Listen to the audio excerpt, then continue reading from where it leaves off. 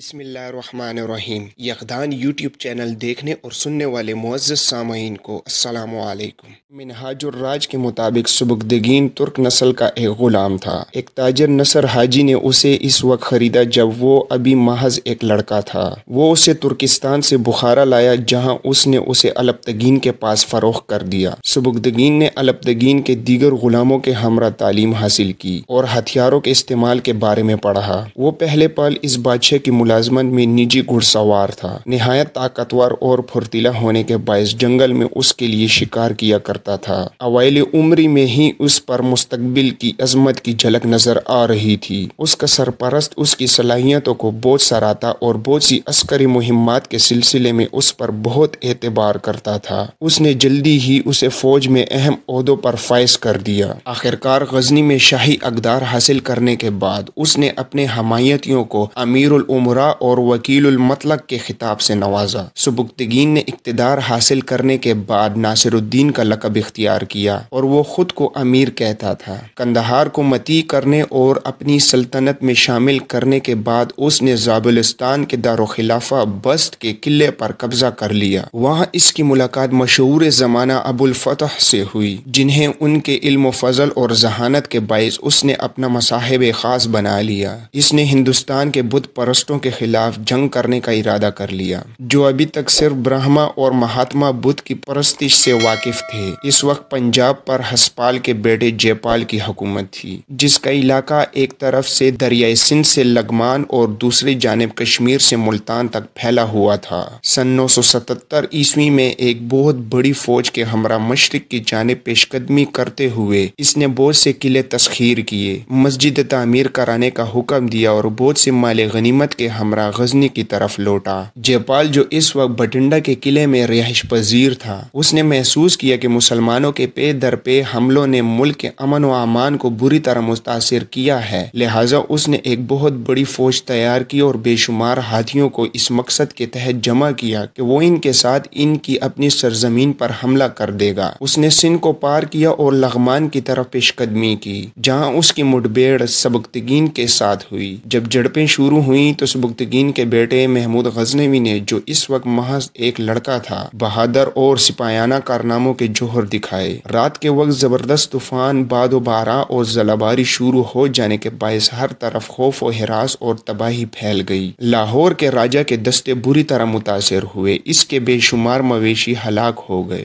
راجا نے اپنی فوج منتشر ہوتے دیکھا تو اگلے روز صلح امن کر لی۔ سبکتگین ہندو راجا کی درخواست قبول کرنے پر رضامند ہو گیا تھا۔ نوجوان محمود غزنوی جو ایک پرجوش جنگجو تھا، اس کے اثر و رسوخ نے اسے یہ شرائط ماننے سے باز رکھا۔ جے پال نے بادشاہ کے پاس اس بات کی وضاحت کرنے کے لیے دیگر سفیر روانہ کیے کہ بادشاہ سلامت راجپوت سپاہیوں کی یہ رسم تھی کہ جب انہیں آخری حد تک پیچھے دھکیل دیا جاتا تھا تو وہ اپنے بیوی بچوں کو ہلاک کرنے کے لیے اپنے گھروں اور جائیدادوں کو نذر آتش کر دیتے تھے اور مایوسی کی حالت میں اپنے بال بکھیر کر دشمن کے اندر گھس کر اپنے آپ کو انتقام کے سرخ طوفان میں غرق کر دیتے تھے۔ سبکتگین جو راجا کو مایوسی کی حالت میں تسخیر نہیں کرنا چاہتا تھا، وہ شرائط ماننے پر تیار ہو گیا۔ راجا امن کی قیمت کے طور پر 10 لاکھ درہم اور 50 ہاتھی دینے پر رضامند ہو گیا۔ راجا نے پوری رقم کو اپنے پڑاؤ میں رہتے ہوئے ادا کرنے سے قاصر ہوتے ہوئے اپنے ساتھ چند بااعتماد شخصیات کو لیا تاکہ لاہور سے باقی ماندہ رقم وصول کی جا سکے، جبکہ یرغمالیوں کو حفاظت کے پیش نظر سبکتگین کے پاس رہنے دیا۔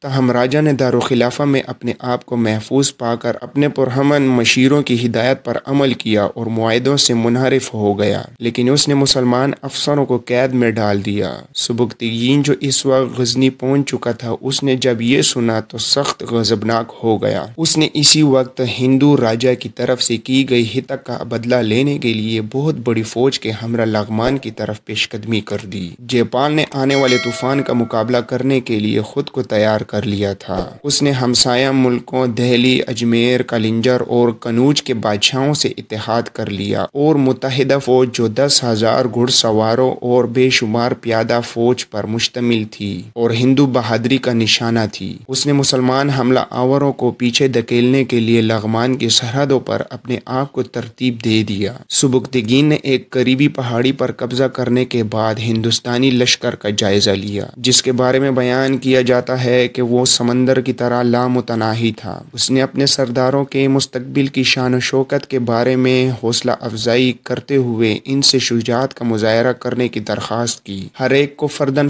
احکامات دیے اور تعداد میں کم اپنے سپاہیوں کو 500 کے دستوں میں تقسیم کر دیا۔ پھر انہیں حکم دیا کہ وہ ہندو فوج کے کمزور مقام پر پے در پے حملے کرے۔ اس نقل و حرکت سے یہ ظاہر ہو رہا تھا کہ اگر دشمن کی منتشر صفوں میں تازہ دم دستے مستقل طور پر روانہ کیے جائیں تو ہندوؤں کے گھڑ سوار دستوں میں ابتری اور دہشت پھیل سکتی ہے۔ سبکتگین نے اس ابتری کا فائدہ اٹھاتے ہوئے عام حملے کا حکم دے دیا اور ہندو ہر مقام پر ہزیمت اٹھا کر بھاگ نکلے۔ مسلمان فوجی دستوں نے نیلاب کے کناروں تک ان کا تعاقب کیا۔ اس فاتح نے دریائے سندھ کے مغربی علاقوں سے بھاری تاوان وصول کیا اور لغمان و پشاور کو اپنی سلطنت کی مشرقی سرحد بنانے کے بعد اس نے 10,000 گھڑ سواروں کے ہمراہ اپنے ایک افسر کو مفتوح ملک کا نظم و نسق سونپا اور غزنی کی طرف لوٹ گیا۔ سبکتگین باقی ماندہ زندگی میں اپنی سلطنت کے شمال مغرب میں عسکری مہمات میں مصروف رہا۔ وہ اگست 997 عیسوی میں 56 سال کی عمر میں 20 سال حکومت کرنے کے بعد بلخ کے نزدیک تیمروز میں انتقال کر گیا۔ اس کی میت کو دفن کرنے کے لیے غزنی لے جایا گیا۔ سبکتگین ایک ایسا بادشاہ تھا جس میں غیر معمولی شجاعت اور ہوشمندی کے علاوہ مساوات اور اعتدال پسندی بھی بدرجہ اتم موجود تھی۔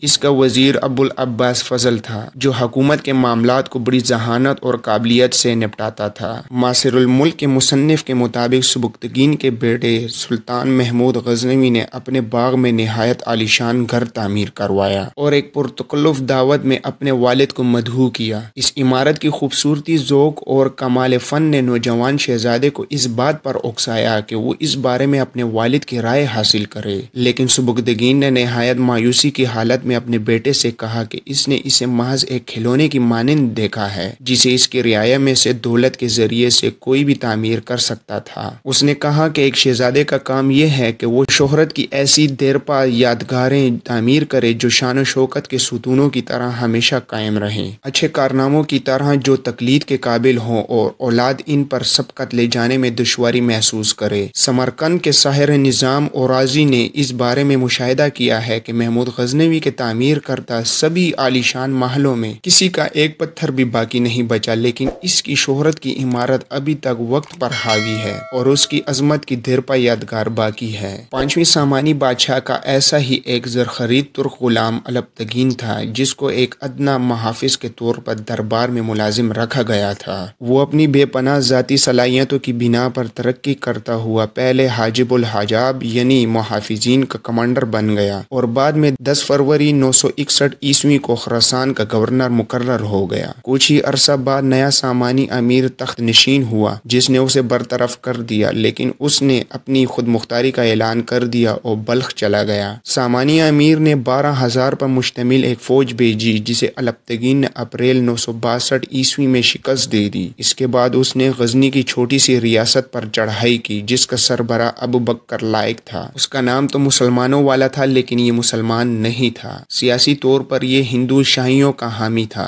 جن کا پایا تخت کابل تھا اور غالباً یہ شاہ کابل کا رشتہ دار بہنوئی یا سالہ بھی تھا۔ اس کا نام انوگ بھی آیا ہے۔ ابو بکر اس جنگ میں فرار ہو گیا اور الپتگین کا غزنی پر قبضہ ہو گیا۔ اب وہ امیر الپتگین کہلانے لگا۔ یہاں پھر سامانی بادشاہ نے 10 یا 20 ہزار فوج سے حملہ کیا لیکن یہ حملہ بھی پسپا کر دیا گیا۔ اب سامانیوں نے اس کی حکومت کو تسلیم کر لیا۔ ادھر ابو بکر لائق بھی زندہ تھا، شاید وہ پنجاب کے ہندو شاہی حکمرانوں کے پاس کابل چلا گیا تھا جن کی حکومت کابل تک پھیلی ہوئی تھی۔ دوسرے لفظوں میں کہا جا سکتا ہے کہ پنجاب کی ہندو شاہی سلطنت اور غزنی کے ترک غلاموں کی سلطنت کی سرحدیں آپس میں مل رہی تھیں۔ اس علاقے پر بالادستی کے لیے ہندو شاہیوں اور آزاد شدہ غلام مسلمان ترکوں میں اقتدار کی رساکشی کا سامان پیدا ہو چکا تھا۔ اگرچہ سلطنت سازی کی ان جنگوں کی اصل وجہ تو ان علاقوں کی مشترکہ خارجہ پالیسی تھی۔ غالباً غزنی پر قبضے سے پہلے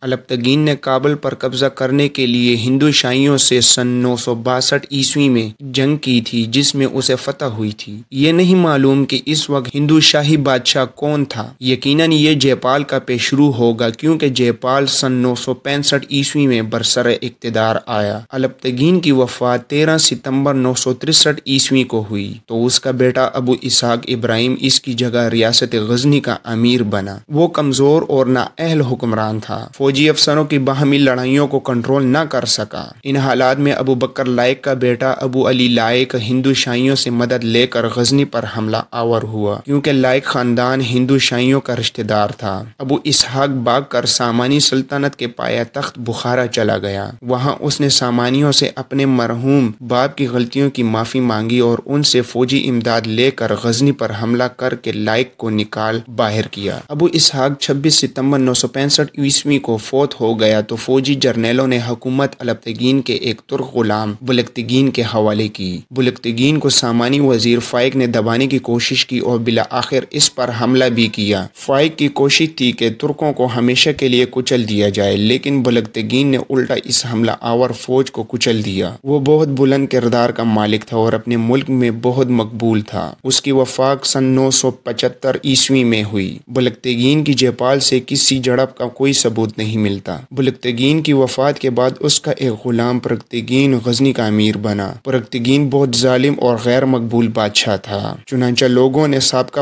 بادشاہ ابو علی لائق ولد ابو بکر لائق کو، جو کہ غیر مسلم غالباً ہندو تھا، خط لکھ کر غزنی پر حملے کی دعوت دی۔ ہندو شاہیوں نے اس موقع پر لائق کی بھرپور مدد کی۔ ابو علی لائق کو کابل شاہ نے جو فوج دی اس کی قیادت اس کا بیٹا کر رہا تھا۔ گوربخش سنگھ کا خیال ہے یہ کابل شاہ جیپال کے علاوہ اور کوئی نہیں ہو سکتا، کیونکہ اسے حکومت کرتے ہوئے 10 سال ہو چکے تھے۔ کابل اس کی سلطنت میں شامل تھا۔ یہ فوجیں کابل سے غزنی کی طرف مارچ کر رہی تھیں کہ غزنی کا ایک انتہائی بہادر اور لائق جرنیل سبکتگین 500 کفن بردوش مجاہدوں کو لے کر راستے میں چرک کے مقام پر اچانک ان پر ٹوٹ پڑا۔ اس اچانک حملے میں ابو علی لائق اور کابل شاہ کا بیٹا دونوں مارے گئے، باقی فوج حواس باختہ ہو کر بھاگ گئی۔ اس فتح کے بعد غزنی کے فوجی جرنیلوں نے پرکتگین کو برطرف کر کے سبکتگین کو اپنا بادشاہ چن لیا۔ یوں الپتگین 2.5 سال، اسحاق 2 سال، بلکتگین 2 سال اور پرکتگین 2.5 سال برسر اقتدار رہا۔ سبکتگین کو غزنی کے جرنیلوں نے 20 اپریل سن 977 عیسوی میں پرکتگین کی جگہ غزنی کا بادشاہ بنایا۔ نیز انہوں نے سبکتگین کی شادی الپتگین کی بیٹی سے کر دی۔ سبکتگین نے اپنی زندگی کا آغاز ایک ادنیٰ غلام کی حیثیت سے کیا تھا۔ وہ الپتگین کا زرخرید غلام تھا۔ اس کے آباء و اجداد نسلاً ایرانی تھے، لیکن بعد میں ترکوں میں شادیاں کر کے وہ آدھے ترک ہو گئے تھے۔ سبکتگین کو محض اس کی ذاتی صلاحیتوں کی بنا پر الپتگین نے لشکر کے امیر الامراء کمانڈر ان چیف عہدے پر فائز کیا تھا۔ تھوڑے ہی عرصے میں اس نے غزنی کی سلطنت کو چاروں سمتوں میں پھیلانا شروع کیا۔ اسی جدوجہد میں اس نے سن 994 عیسوی میں مشرق خراسان میں بست کے قلعے کو فتح کیا، اور اس کے بعد اس نے فرشتہ کے بقول کسرار اور محمد ناظم کے بقول خوشدار کو فتح کیا۔ دراصل کسرار اور خوشدار سے مراد موجودہ غزدار بلوچستان ہے، جس پر اس وقت مسلمانوں کی حکومت تھی۔ اس نے پنجاب کی سرحدی چوکیوں پر بھی حملے کیے، بخارا کو فتح کیا۔ فرشتہ کے بقول سن 977 عیسوی میں اس نے ہندوستان پہنچ کر چند قلعے فتح کیے، اکثر جگہوں پر مسجد تعمیر کرائیں اور بہت سامان غنیمت لے کر واپس غزنی پہنچا۔ ہندوستان سے مراد یہاں ہندو شاہی سلطنت ہے۔ سبکتگین کے ان حملوں کے جواب میں جیپال نے، جو اس وقت بٹنڈا کے قلعے میں مقیم تھا، ایک بہت بڑے لشکر کے ساتھ غزنی پر حملہ کیا۔ غزنی اور لغمان کے درمیان میں غورک کے مقام پر جنگ ہوئی۔ جیپال کی فوجی طاقت زیادہ تھی، لیکن کئی دن تک جنگ ہوتی رہی اور کوئی فیصلہ نہ ہو سکا۔ ایک دن اچانک برف باری کا طوفان شروع ہو گیا، جس میں ہزاروں جانور اور سپاہی مر گئے اور ہندو شاہی فوجوں کو شکست ہو گئی۔ انہوں نے تاوان جنگ کی پیشکش کر کے صلح کی درخواست کی۔ شہزادہ محمود غزنوی، جس کی عمر 14-15 سال تھی، جنگ جاری رکھنے کے حق میں تھا،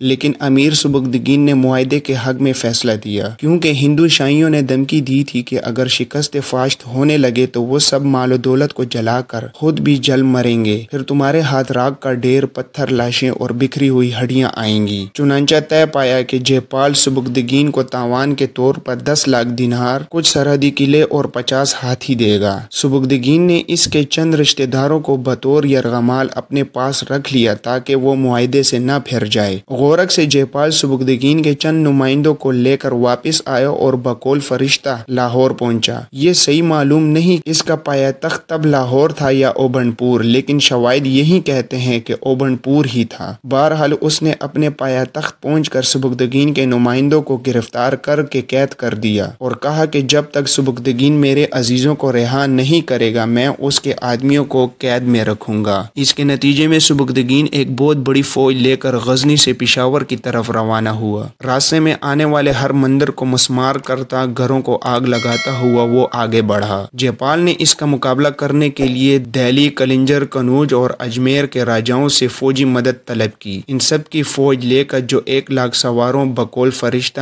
ان گنت پیادوں پر مشتمل تھی وہ غزنی کی طرف بڑھا۔ جلال آباد سے 19 کلومیٹر جنوب میں دونوں فوجوں کا ٹکراؤ ہوا۔ اس بار بھی جے پال کی فوج زیادہ تھی لیکن سبکتگین نے گوریلا طریقہ جنگ اپناتے ہوئے 500 گھڑ سواروں کے کئی دستے بنائے اور کہا کہ سب باری باری حملہ کریں۔ اس طریقے سے وہ جے پال کی فوجوں کو شکست دینے میں کامیاب ہو گیا۔ ہندو شاہی فوجوں کے بیشتر فوجی مارے گئے، باقی جو بچے وہ بھاگ کھڑے ہوئے۔ دریائے نیلاب جو موجودہ دریائے سندھ بمقام اٹک تک ترکوں نے ان کا پیچھا کیا لیکن اوبھنپور کو فتح کیے بغیر واپس آ گئے۔ یوں لغمان سے یہاں تک کا علاقہ ترکوں کے قبضے میں آ گیا۔ اس جنگ میں بہت سامان غنیمت ان کے ساتھ آیا۔ سبکتگین نے اپنے ایک سردار کو مفتوحہ علاقے کا گورنر مقرر کر کے پشاور میں متعین کیا۔ سن 991 عیسوی میں سبکتگین نے ملتان کے اسماعیل حکمران شیخ حمید کو حملے کی دھمکی دی۔ اس نے فوراً سبکتگین کی اطاعت قبول کی اور سالانہ خراج دینے کا وعدہ کیا۔ اس زمانے میں لاہور کے راجہ بھرت نے جو کہ جے پال کا باجگزار تھا جے پال کے خلاف گڑبڑ شروع کر دی، حالانکہ جے پال نے اسے اندرونی خود مختاری دے رکھی تھی۔